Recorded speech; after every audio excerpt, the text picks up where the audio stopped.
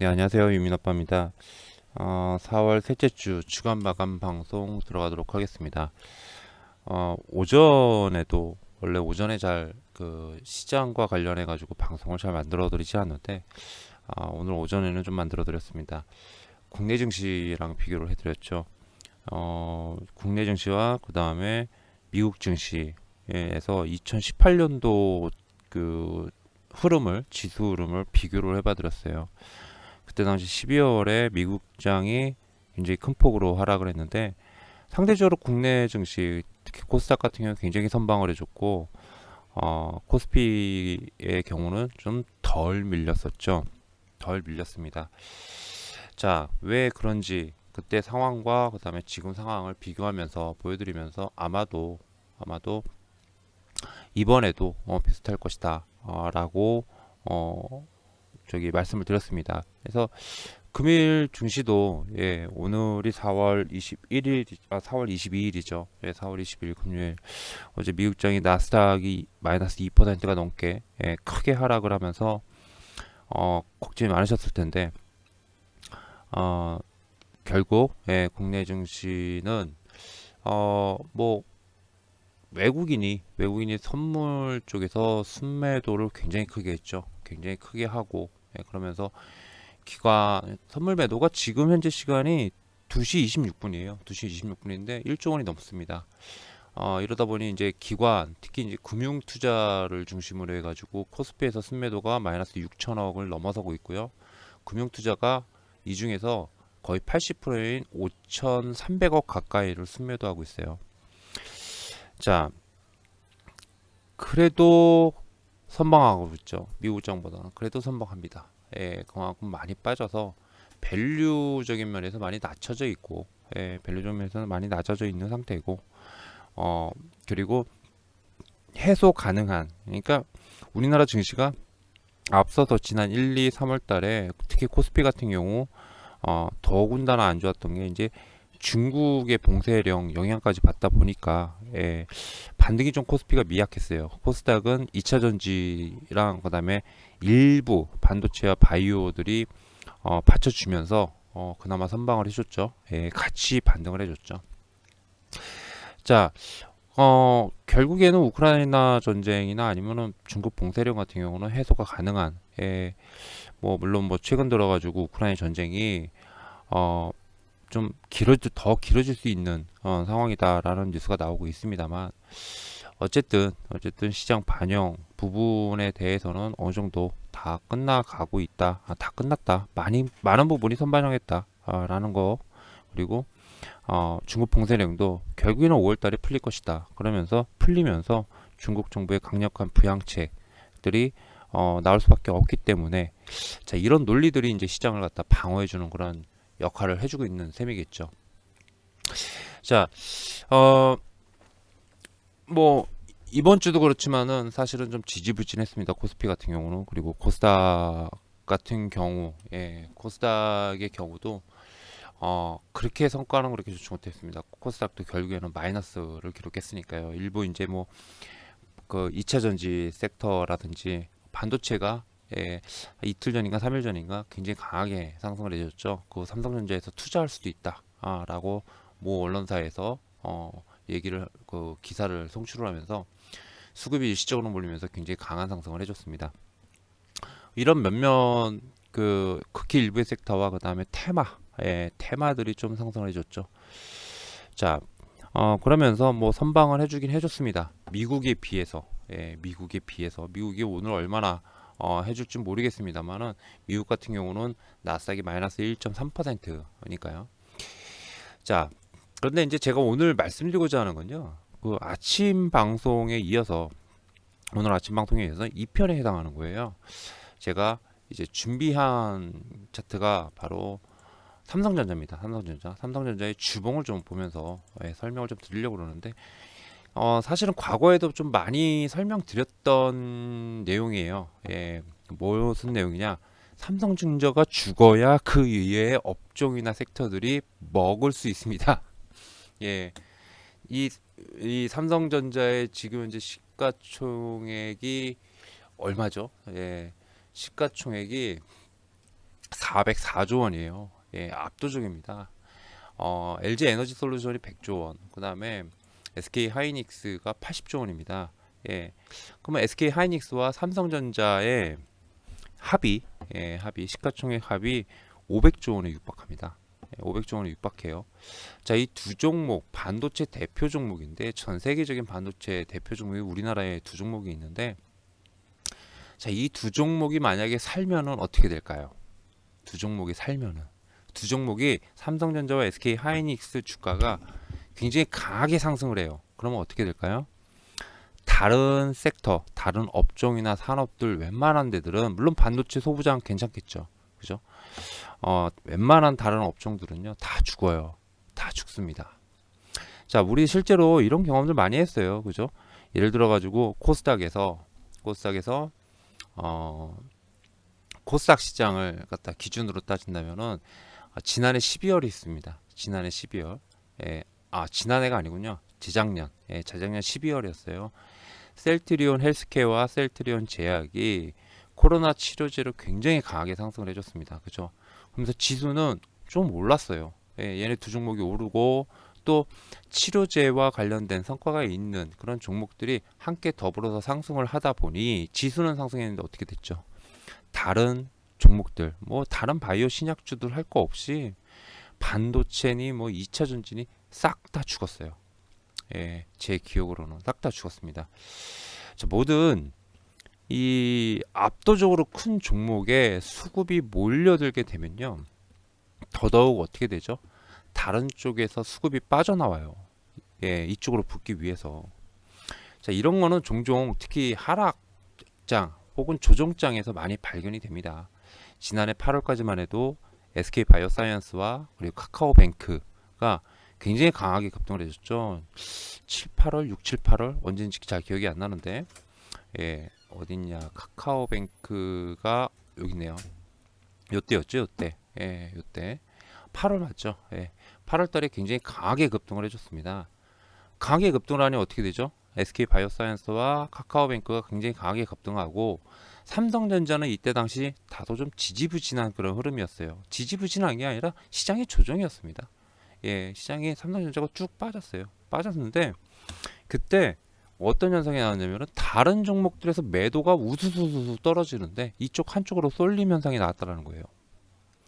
LG 에너지 솔루션도 마찬가지였죠. IPO 해가지고 IPO 진행하면서 신규 상장하기 전에 뭐 그 리벤스 그 미리 그 비중이나 이런 부분들을 갖다 맞추기 위해서 다른 종목에서 매도가 엄청나게 나왔다라는 거. 이렇게 큰 종목들이 움직이게 되면요, 한 번씩 움직이게 되면은 어떤 현상이 나오죠?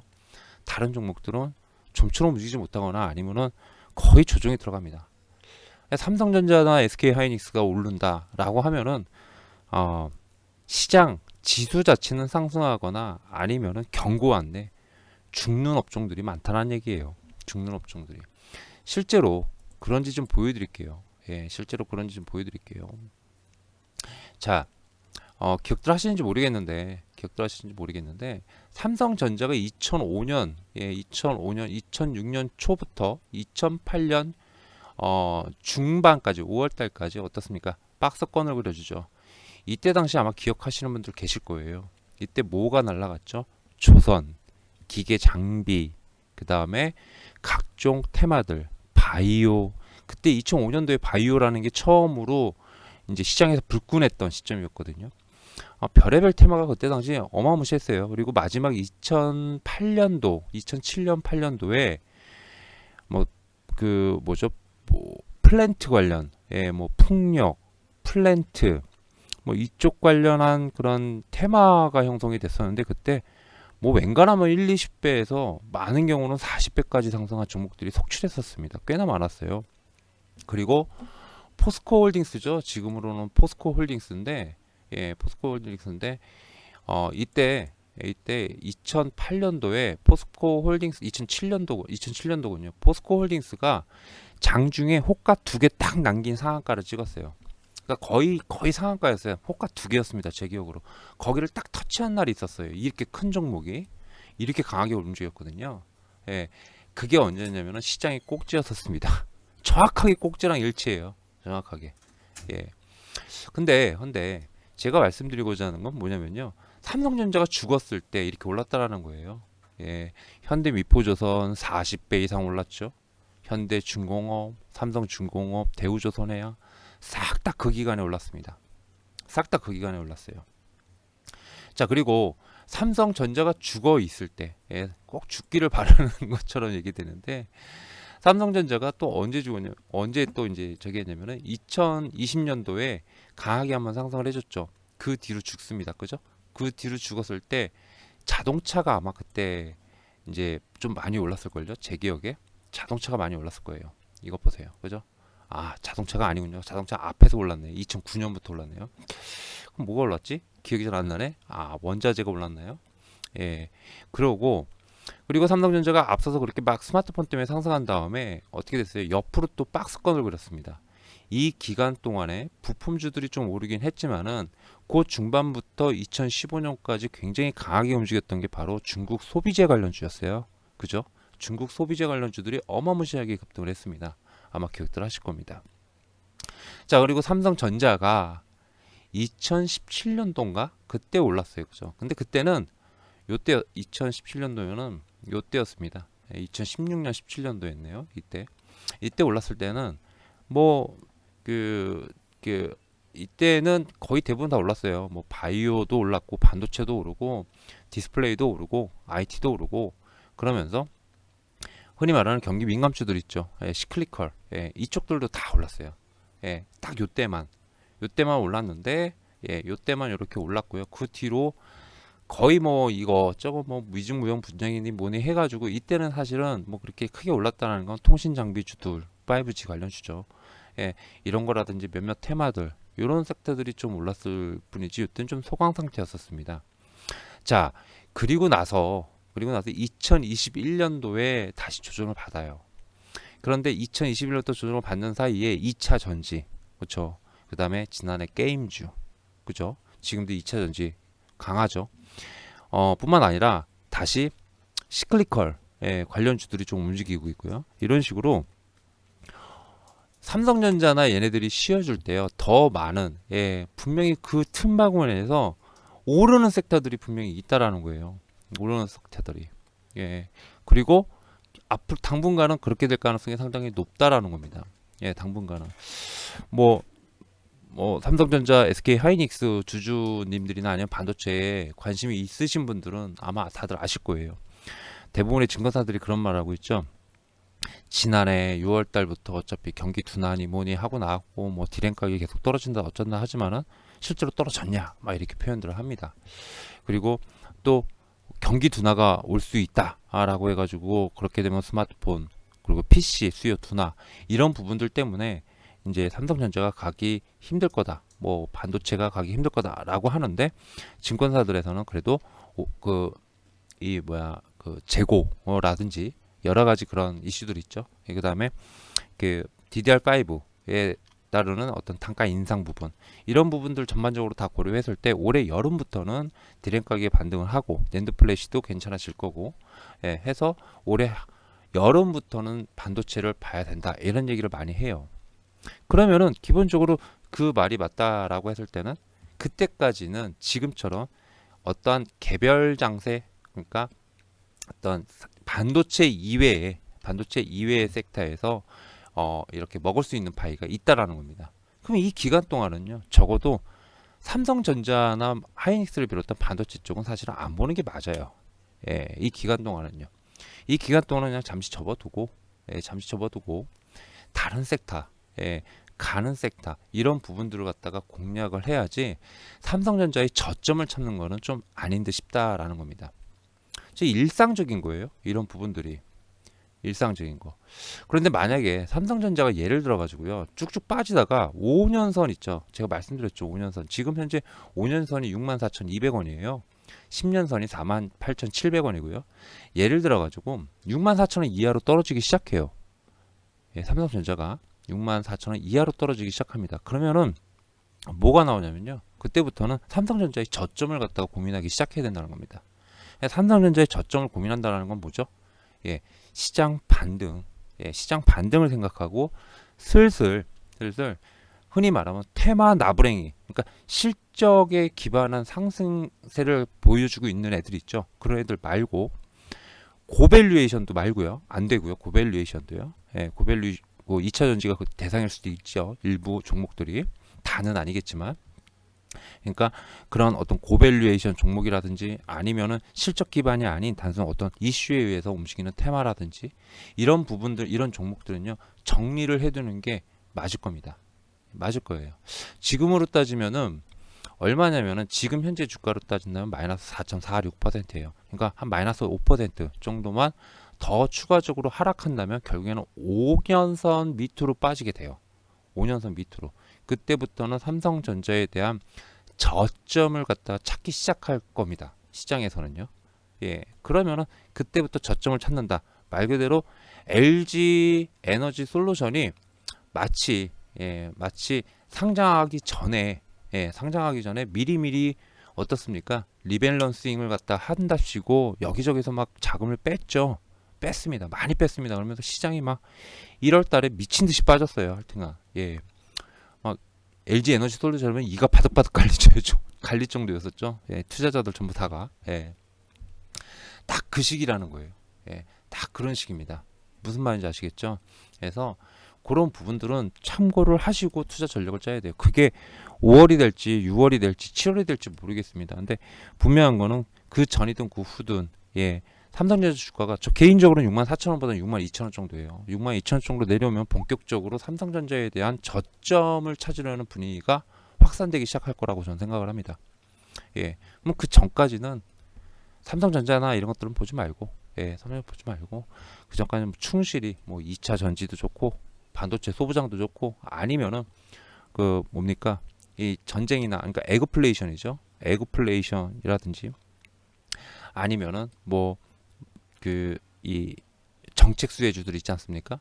그런 것들이라든지 시클리컬이라든지 이런 쪽에서 그쪽을 위주로만 보자. 그런데 삼성전자가 62,000원 부근이나 그 이하로 떨어진다라고 생각이 보이면은 그때부터는 종목을 하나둘씩 정리해 두자. 삼성전자가 갈 때는 반도체가 가는 거기 때문에 압도적이다. 시장의 수급을 빨아들일 가능성이 높다. 그러면 삼성전자, SK 하이닉스만 봐야 되느냐? 아니다. 반도체를 보면 됩니다. 반도체 소부장을 보면 되겠죠. 그때는 반도체 소부장을 보면 되고 또한 여기에 플러스 알파로 기타 여러 가지 그런 어차피 경기가 살아난다는 얘기니까 삼성전자가 간다는 건 경기가 살아난다는 얘기니까 또 하반기로 갈수록 거기에 포커스 맞춰져 가지고 또 전략을 또 짜야겠죠. 무슨 말인지 아시겠죠? 그런 식으로 대응하면 되지 않나 라고 좀 생각이 돼서 방송을 만들어 봤습니다. 자, 어차피 5월 FOMC 5월 3일 4일입니다. 우리나라 시간으로 4일 5일입니다. 4일 5일 새벽. 그러면 그때 이제 명확하게 뭐 0.5%포인트가 됐던 0.75%포인트가 됐던 혹은 QT로 5월에 시작하든 6월에 시작하든 어느 정도 윤곽이 나오고 확정이 될 거예요. 그러면 그때까지는 일단 긴축이라는 것 때문에 쉽게 박스권을 갖다가 뚫어주거나 하지는 못할 겁니다. 그렇다고 밑으로 마냥 빠지지도 않을 거예요. 미국 장도 그렇고 우리나라 장도 그렇고 그게 나와 봐야 좀 정확하게 알 수 있지 않을까라는 생각이 든다라는 거 좀 말씀을 좀 드리겠습니다. 자, 시장이 이렇게 안 좋을 때 특히 미국장이 막 떨어질 때는 심장이 벌렁벌렁 거려요. 누구나 다 벌렁벌렁 거리고 잔뜩 긴장하게 되고 그럽니다. 근데 너무 그렇게 저기 하실 필요는 없다. PR 섹터만 정확하게 피하고 있으면은 괜찮다. 그 PR 섹터는 뭐냐? 넷플릭스가 말해줬습니다. 그죠? 인터넷 서비스와 같은 어떤 코로나로 돈을 번 기업들, 이런 기업들은 만 피해 준다면요. 다만 5%든 1%든 5%든 10%든 50%든 100%든 먹을 수 있는 기회는 충분하다라고 말씀드리고 싶네요. 자, 이렇게 해서 주간 마감 방송 마무리 짓도록 하겠습니다. 이상 유민아빠였고요. 한 주간 수고 많으셨고 다음 주에도 뵙도록 하겠습니다. 감사합니다.